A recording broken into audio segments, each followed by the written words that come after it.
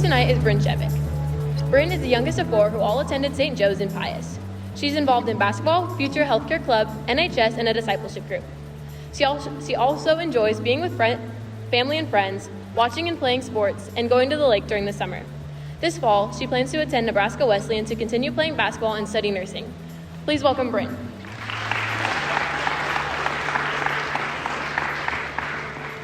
March 17, 2024 at 10 p.m. I was sitting alone in the dark, just me and him. I was emotionally vulnerable and my guard was truly down. And that time of adoration with the Lord was the first time I have truly felt loved, accepted, and just an immense peace in my life. This tech retreat was only 2 weeks ago, but the timing could not be more perfect, and God's true perception on me was revealed. Before March 17th, my whole life was just one big checklist. My life felt like a piece of paper, just striving for all these quote-unquote check marks or achievements. My whole life, I continued to strive for the next thing. I strived to be that varsity basketball player in hopes of receiving a college scholarship. I always thought when I achieved this goal, I would be fulfilled, but I was not. I held a 4.0 GPA and was doing extremely well in the classroom. I was that popular girl who seemed to have her whole life put together as I had all these friends, but boy, let me tell you, I was far from that. Oh, and while I'm mentally draining myself to continue to check off the rest of these boxes, my faith was just a box I checked off on Sundays. This lifestyle took a huge toll on me. Satan consumed me with busyness, and I never took time for God.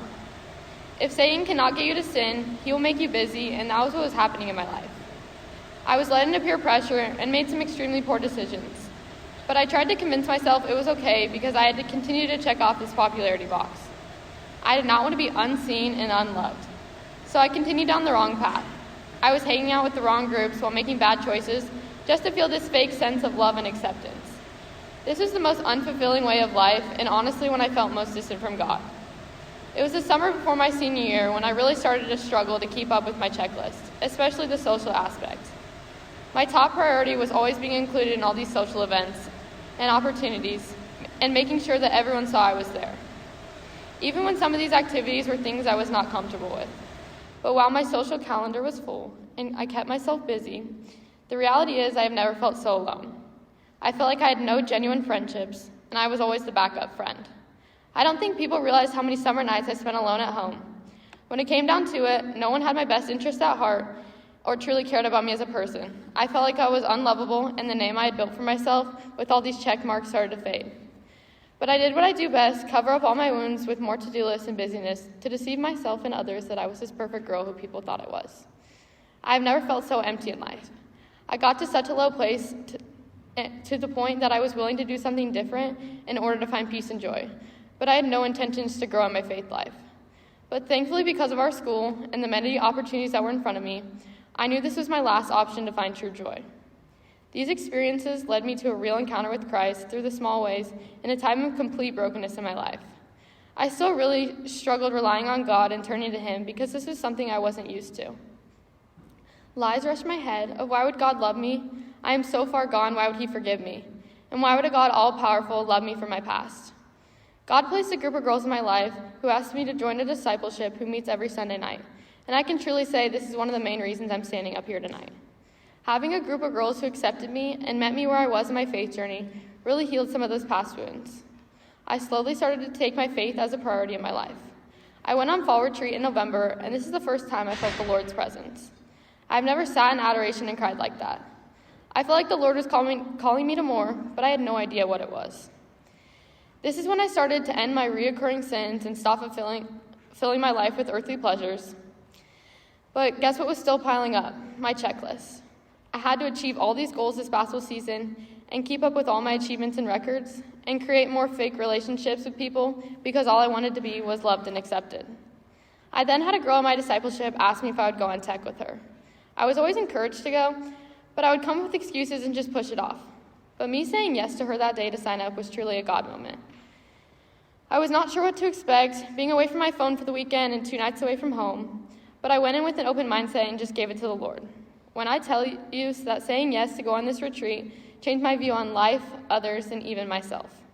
Tech is different than the rest of the retreats offered at Pius. You are surrounded by so many teenagers who are all striving for the same goal as you. In our world today, that is very rare.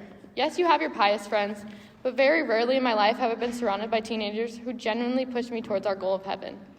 I did not know over half these kids before the weekend started, but by the end of it, I became best friends with many of them. The amount of genuine conversations I had with so many people was crazy, and it was simply because of the fact we weren't distracted from the outside world. Eye contact and true engagement with another person. It sounds silly, but can you tell me the last time you had someone's undivided attention? Being away from our phones and just the whole world of sin is honestly one of the main reasons I didn't even want to come home. We had many beautiful moments throughout this entire retreat, but my moment with God came in adoration at 10 o'clock at night. I'm usually the person in prayer who does all the talking and asking God to do all these things in my life. I actually just decided to sit there and listen to him that night. All I could hear was, "Brynn, I want you for you and nothing more." This was very hard for me to understand because my self-worth always came from my achievements, how well I did in a sport, what grade I got on a test, or validation that I got from coaches, boys, and even friends. My whole life, I felt like I had to earn my love from everyone. But I think that God knew that I needed to hear this that night. He needed me to understand that my life was never about my to-do list and my achievements. If my to-do list is all that defines me, it will never end and I will never be satisfied in life and eventually become burnt out. When I gave this list to God and used those achievements to glorify him is when I actually started to see a change in my life. You do not need to be the best at everything for God to love you. You need no achievement to earn his love. He loves you for you. God loves you as you are, in every moment, in every phase, in every good decision or sin. You do not need to do anything to be enough for him. I know we've all heard this, that God loves us since we were a child, but when you truly, deeply understand this, you can stop seeking out for fake love.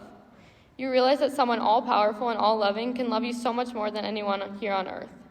He is the only one who knows each and every one of you. God is the only one who will patiently love you despite your flaws and insecurities, who will be with you through your darkest times and understand you when everyone else does not. God created you to love him and share his love with others around you. This can be easy to love your family and friends, but loving the ones who you find mean and unlikable, Jesus calls us to love them. You really only love God as much as you love the person you love the least. Sometimes the ones who are hurting are the ones who need you to show Jesus' love the most. By loving them when no one else does, you might change their whole life. You have the opportunity to show others this ultimate happiness. If someone told me a year ago that I'd be standing up here giving this speech, I would not believe you because I was so caught up in others' opinions about me and what they would think. A year ago, I was so consumed in my checklist that was all about me and my goals, versus what I've truly come to know, that God loves us for us, and our identity and worth is only placed in him. That moment in adoration, alone with just God, I felt God's desire for me. It's hard to put into words, but if I had to, I would say it's like God saying, "Brynn, sometimes I put you in places alone, because I need you to realize that you don't need anyone but me. I never forgot about you. My timing is just different than yours. You need to trust me. No accomplishment can earn my love for you. I want you for you and nothing more." I felt so much peace in that moment. I don't have to work for God's love, it's just given to me, because that's who he is. Probably one of the coolest parts of people's testimonies and faith journeys is that they're all so different. God comes to us and reveals himself in different ways and in different times in our life. As a senior, I felt like I was so behind on this whole faith thing. But having encountered him and the way he wanted me to, I can see that before March 17, 2024 at 10 p.m., I was preparing myself and in a place where I was more open to receive him than I ever had been before. So wherever you are in this journey, or if you haven't even started, don't lose hope. Work with where you are at and just be open to Christ loving you. The whole time, the Lord has been waiting for us to seek out his ultimate love, which will bring us eternal happiness. I challenge all of you to simply rest in the Lord's presence tonight. Set aside your to-do list and let him love you for you and nothing else. Thank you.